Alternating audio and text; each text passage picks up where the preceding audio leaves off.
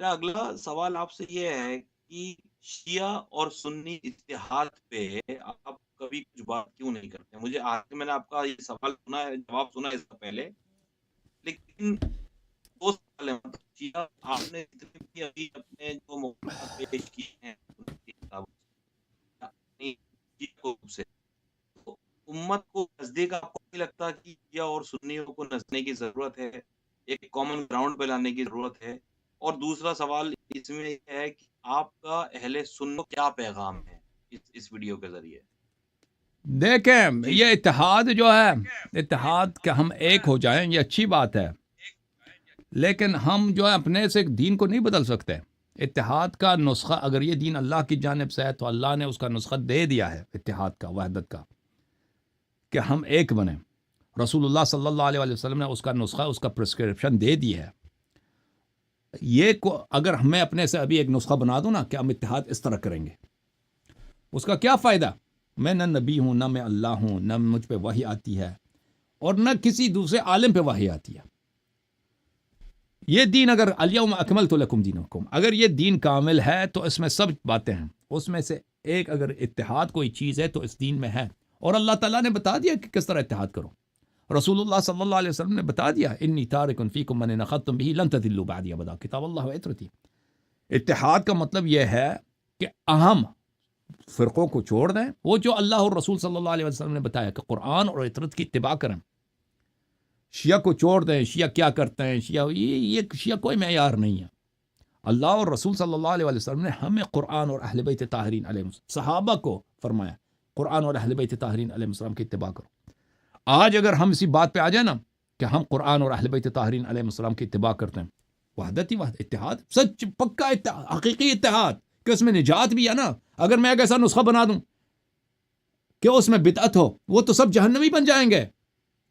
اور بھائی رسول اللہ صلی اللہ علیہ وسلم نے اس بات کو، پیغمبر نے خود فرمایا، بھائی وہ لیڈر ہیں، لیڈر ہیں ہمارے، میری امت، میری بات 72-73 فرقوں میں تقسیم ہوں گے، سب جہنمی سوائے ایک طائفے کے، سب جہنمی ہیں۔ وہ کون سے ہیں؟ وہ جو قرآن اور اہل بیت علیہ السلام کی اتباع کرتے ہیں۔ تو ہمارا اتحاد کا کیا طریقہ کار ہے؟ اتحاد کا طریقہ کار وہی ہے، وہی نسخہ ہے جو اللہ اور رسول صلی اللہ علیہ وسلم نے بتایا۔ بہت مہربانی آپ کی، مہربانی، ایک منٹ میں آپ کی آواز دوبارہ اونچا کر لوں۔